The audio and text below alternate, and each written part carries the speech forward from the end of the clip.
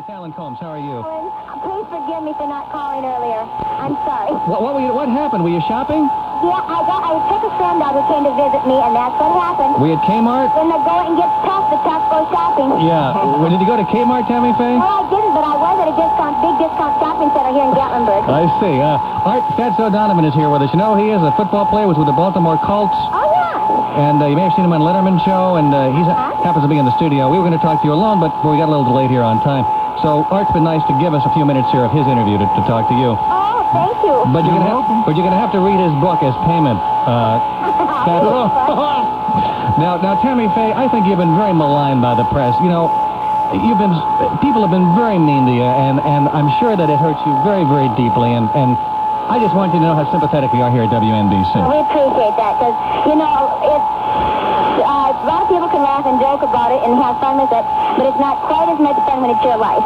Yeah, and I can imagine the pain you must be feeling. Yeah, it's been really bad. Yeah. But we're tough, and our theme for years has been, you can make it, and we are. Yeah, Hanging in there.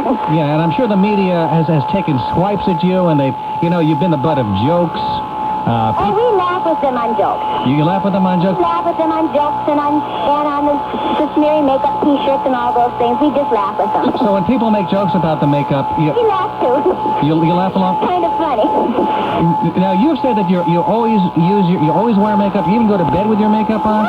Yes. I wash my face first, though, and then kind of just put just enough back on so that I don't. If we have a fire in the middle of the night, and you have to jump up, well, you still look pretty good. I see. You never know when I guess. Just never know when an emergency might happen. I understand. So always want to look your best, of course. Well, Tammy Faye, how much time do you spend each morning putting your makeup on? About 15 minutes. That's all? That's it. And that's all I touch it during the day.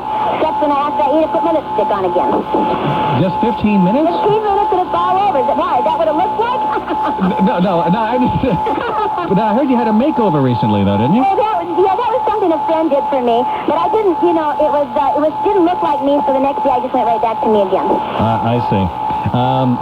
You have a 900 number right now, which yes, you do. I know. I've called it every single day. You call it 1-900-660-HOPE. And that's good because we're 660 WNBC, so I'm really glad you took the first. Yeah, so that was very thoughtful of you to take the first three letters of our frequency here. How about that? So we have something in common here. Yes.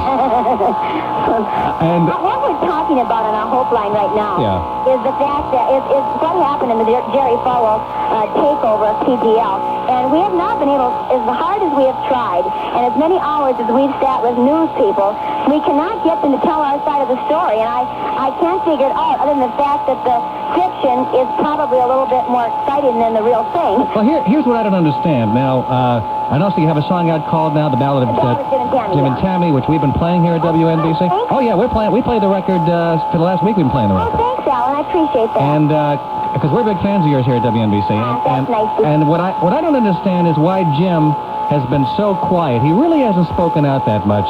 He hasn't spoken out that much about Jessica Hahn. He hasn't spoken out that much about how he's been defamed by people. And why has he been so quiet? He's hurting too bad to talk right now. And not only that, Jim's a thinker, and he likes to make sure he thinks before he speaks.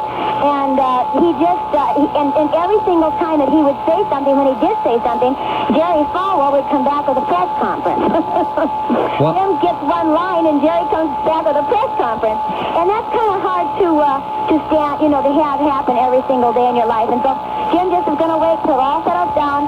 When it all settles down, then we're going to tell our side of the story. We're writing a book, and we're doing some things like the 900 number and the Ballad of Jim and Tammy to quietly, without fighting, tell our side of the story. Well, now, since Jessica Hahn has posed for Playboy magazine, and that has seemed to put a whole new slant on that aspect of the story, and has made her heavily criticized both by the press and by former co-workers. And I'm just curious, have you and Jim seen the Playboy? We won't look at it. You won't look at it? I'm not going to look at it. Told us what's in it, but there's no sense to make the hurt any worse. Yeah. And that's all it would do is make the hurt worse, And I just feel sorry for her. I don't hold anything against Jessica. I feel very sorry for her. I feel sad that any girl would hurt herself as badly as Jessica is hurting herself. Because I don't want anybody to hurt as bad as we have hurt. And I'm sure she is right now. Are there things about you've always been very public. You, on the PTL show, you and Jim would basically live your lives, dirty laundry and all, in front of the public. Because we were on every single day. And you kept very few secrets from your audience. We did hardly any secrets at all from them. Did you know about the Jessica Hahn situation all along? Is this something that I found out about it later. I didn't know about it right after it happened, but soon after it happened. So you knew about it long before the rest of the public did. Yes. And I would... See, it had been settled between my husband and I. I would guess so. That's a sad thing. It's something between him and I that had been settled. And what hurts so bad and what brings it all up again is the fact that, it's a piece of your life being brought up and lied about. Essentially, Jessica has not told the truth about almost everything. Could you let us in on... It's hard to hear those things and realize that she has not told the truth, but you don't know what to do to defend yourself. Well, could you tell us, could you point out a couple of instances where the truth has been, where we have been lied to? Can you straighten us out on a couple? Conversations that she said she had with Jim, there was no truth in that at all. He said he never spoke 10 words to Jessica. He never spoke 10 words to her? He walked into a room. She was there 15 minutes later. He left, and he said, Tam, I never even spoke 10 words to her. So, I don't know how they can make pages and pages of conversation on something that never happened. But the sexual act happened. I suppose so. That's what it's all about, isn't it? Yeah, you and Jim discussed that and obviously worked it out between yourselves. Worked that totally out between ourselves. How were you able to forgive him for something like that? I love him. And love hardly even notices when somebody does it wrong. That's what the Bible says. And I love my husband very dearly, and I know he loves me. Were there marital strains all along the way there? Of course there were. I had left my husband when this happened. Right after the Jessica incident happened? I had left it. I was in the process of leaving him when it happened. And he was hurting. He was going crazy practically. And so I really feel I'm partly to blame for that incident. So at the time he was with Jessica, your marriage had basically ended? Yes. For all practical purposes, yes. And the rest of the world didn't know that? No. And so, no one knew that. In effect, you were separated, or he basically was looking for some kind of solace and... Well, he was just hurting so bad, and he wasn't looking for anything. It just happened. It just happened. A friend of his had someone show up, where he was. And it just happened. Without his knowledge. In other words, No, he did not plan it at all. Fletcher planned it without consulting with Jim, or Pardon me? In other words, this guy Fletcher planned it without ever consulting with Jim? No, he just did it. He just did it. And right after that, you and Jim reconciled? Yes, we did. Right after that, yes. But your show kept airing every day, didn't it? You kept doing the PTL Club and... Yeah, the show kept going. I wasn't on it for a long period of time. Jim did it by himself for a long period of time. But I wasn't there because I was living in another state. Tammy Faye Bakker, she's with us by phone from her home. And she's got a 900 number, which is 900-660-HOPE? Hope. And she did that because it's 660 WNBC, and it was very nice of the Bakkers to pick up a number which is our frequency. And also, we've been playing your song constantly here, the Ballad of Tammy and Jim. Oh, thank you. And, it's a big hit here at WNBC. Oh, I'm so glad to hear that.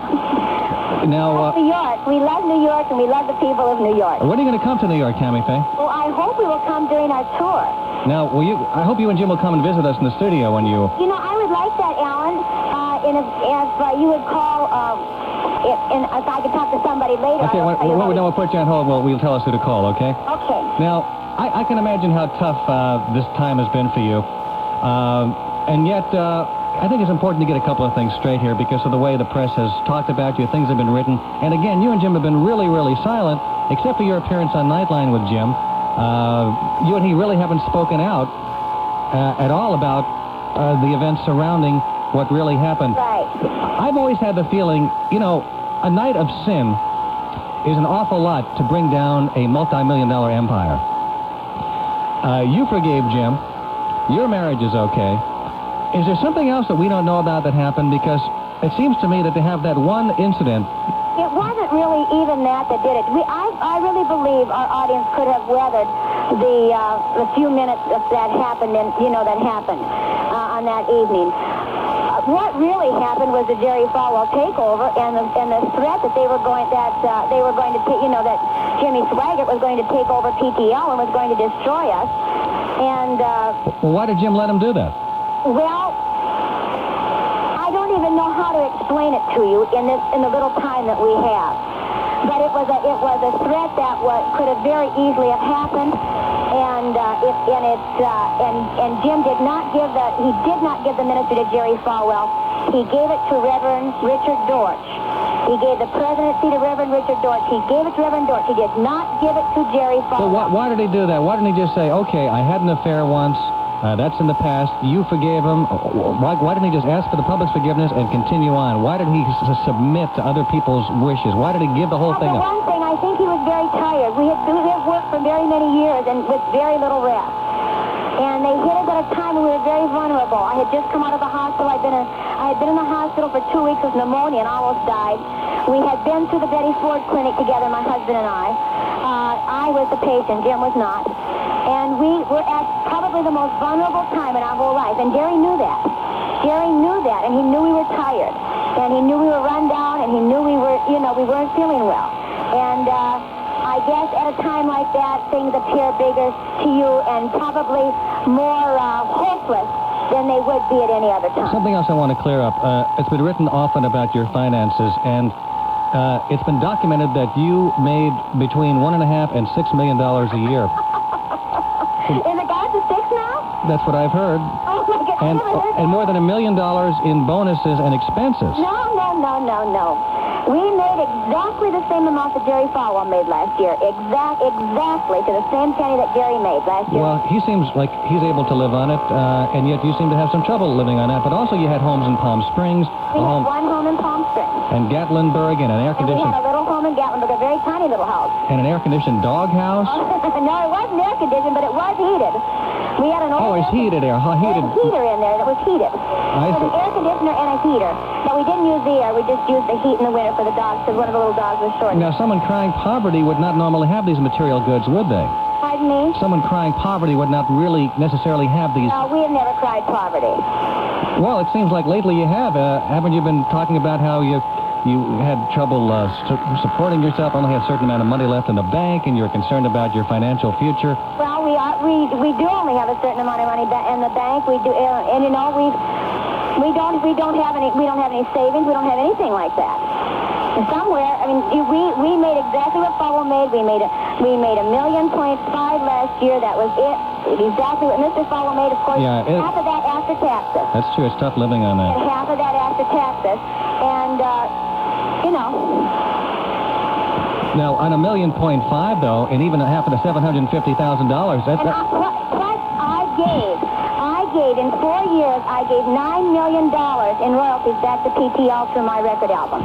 And that is something that has not been told. You gave $9 million $9 million back to PTL in 4 years that my albums made. And Tammy Sue made an album last year that made $1.5 million for the ministry.